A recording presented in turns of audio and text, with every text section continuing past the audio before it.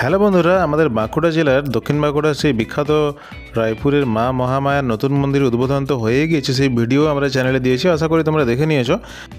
এখন তোমাদেরকে দেখাবো মন্দির উদ্বোধন হয়েছে তার সেই মুহূর্তে বা সেই দিনগুলিতে রাত্রিতে কীরকম এখানে আলোকসজ্জা করা হয়েছে, কীরকম লাইটিং করা হয়েছে, তার সঙ্গে এখানে নবকুঞ্জ শুরু হয়েছে, সেইগুলো তোমাদেরকে দেখাবো। তো সেগুলো দেখতে থাকো। এখানে প্রবেশ পথের যে লাইটিংটা সেটা তোমাদেরকে দেখাচ্ছি। মেন রোড থেকে চলে এলাম, এখানে জাস্ট মন্দিরে ঢোকার যে রাস্তাটা, সেই রাস্তাটাতে এরকম একটা লাইটিং গেট করা হয়েছে, আর তার ভিতরের দিকে এরকম ছোটো ছোটো গেট রয়েছে, আর এই একটা হাঁটার ঢালাই রাস্তা রয়েছে, তার উপরে এরকমভাবে লাইটিং বোর্ড দিয়ে সাজানো হয়েছে। আর এই নিচের একটা ফাঁকা জায়গা রয়েছে জমির মতো, এখানটাতে বেশ বড় মেলা বসেছে। এই মেলাতে বিভিন্ন রকমের খাবার জিনিস, খেলনা ইত্যাদি পাওয়া যাচ্ছে। প্রচুর মানুষের ভিড় এখানে। তো পুরো ভিডিওটা লাস্ট পর্যন্ত দেখতে থাকো, আর আমাদের চ্যানেলে নতুন থাকলে অবশ্যই চ্যানেলটা সাবস্ক্রাইব করবে।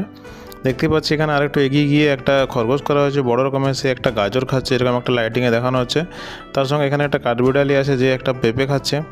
তারপরে এখানে বিভিন্ন ধরনের মাটির পুতুল তৈরি করা হয়েছে, যেমন এখানে রয়েছে তারকা রাক্ষসী থেকে শুরু করে বিভিন্ন রামায়ণ মহাভারতের গল্প কথা ফুটিয়ে তোলা হয়েছে। তার সঙ্গে দৈনন্দিন জীবন কিছু, যেমন এখানে হাটের কেনাবেচা চলছে, সবজি বিক্রি, জল বিক্রি, কেউ মোবাইলে ফোন করছেন ইত্যাদি দৃশ্য এখানে মাটির পুতুলের মাধ্যমে এখানে তুলে ধরা হয়েছে।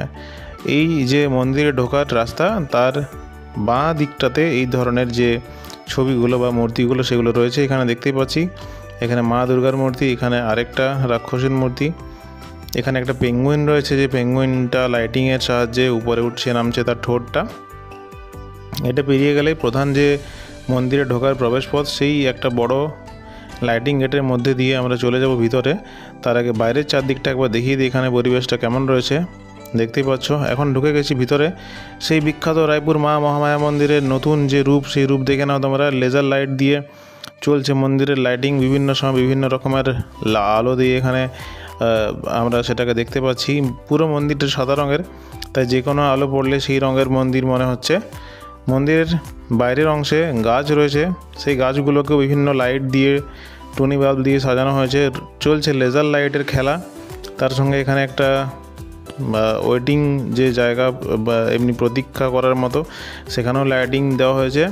রয়েছে শিব মন্দির, এই মন্দির চত্বরের মধ্যে দেখতেই পাচ্ছ শিব মন্দিরটাও সাদা রঙের, এবং সেটাতেও টুনি বাল্ব দিয়ে যথেষ্ট সুন্দরভাবে সাজানো হয়েছে।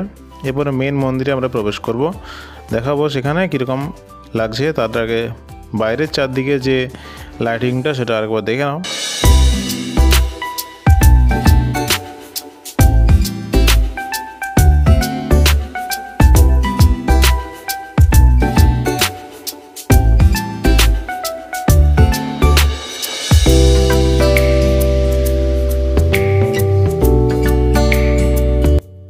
মন্দিরের প্রতিটা দেওয়াল, প্রতিটা স্তম্ভ, প্রতিটা কোণায় যেন এক অপূর্ব এখানে শিল্পকলা ফুটিয়ে তোলা হয়েছে, সেটা দেখতেই পাচ্ছ।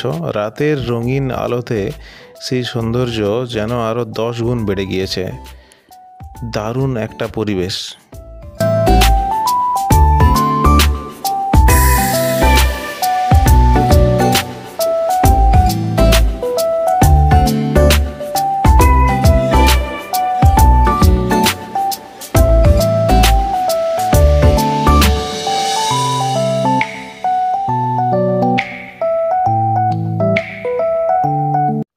প্রায় 350 বছরেরও বেশি প্রাচীন এই মন্দির, যে আগামীতে আরও 1000 বছর ধরে বিখ্যাত হয়ে থাকবে তা বলাই বাহুল্য। দেখতেই পাচ্ছ কত মানুষের, কত ভক্তের ভিড় এখানে হয়েছে অলরেডি। উদ্বোধনের দিনও প্রচুর মানুষ, 1 লাখের উপরে মানুষ এখানে এসেছিলেন, সেই ভিডিও তোমাদেরকে দিয়েছিলাম। এই মন্দিরের উপর থেকে মন্দিরের পিছনের দিকে দৃশ্যটা দেখে নাও। এখানে প্রচুর গাছ আছে, সেখানেও লাইটিং করা হয়েছে। আর নবকুঞ্জের যে 9টা কুঞ্জ, সেগুলোও বেশ সুন্দর লাইটিং দিয়ে সাজানো হয়েছে। মন্দিরের প্রত্যেকটা পিলারে অসাধারণ সব নকশা এখানে আঁকা রয়েছে, এবং দারুণ এখানে রং করা হয়েছে। প্রধান মন্দিরের যে ভিতরের যে অংশটা সেটা দেখে নাও। উপরে এরকম একটা সিলিং রয়েছে, যেগুলো সুন্দর লাইট জ্বলছে। আর মেন মা মহামায়ার মূর্তি এটাই। সেই জাগ্রত দেবী দুর্গা বা দেবী মহামায়াকে প্রণাম জানাই।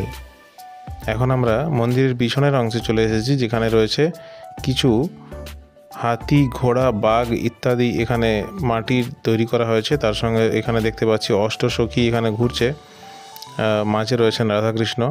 আরও বিভিন্ন রকমের এখানে লাইটিং দিয়ে সাজানো হয়েছে এই জায়গাটা, পুরো পিছনের দিকটা, যে দিকটা একটু গাছালি বেশি রয়েছে সেদিকটাতে।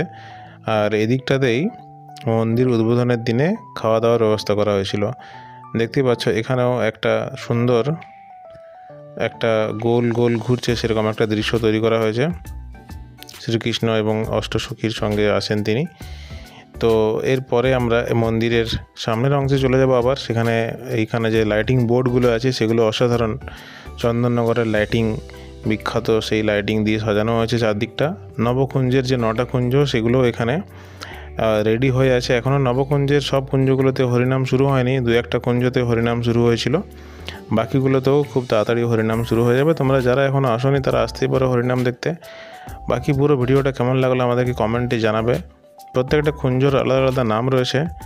যারা আমাদের এই রায়পুরের মা মহামায়া মন্দির অলরেডি এসেছো তারাও এই ভিডিওটা অনেক বেশি শেয়ার করবে, এবং যারা আসোনি তারা অবশ্যই আমাদের মন্দির দর্শন করে যাও। খুবই ভালো লাগবে, খুবই সুন্দর একটা জায়গা, একটা শান্তির জায়গা।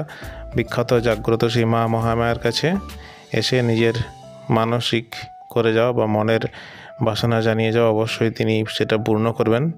সবাই ভালো থেকো, দেখা হচ্ছে পরের ভিডিওতে। টাটা।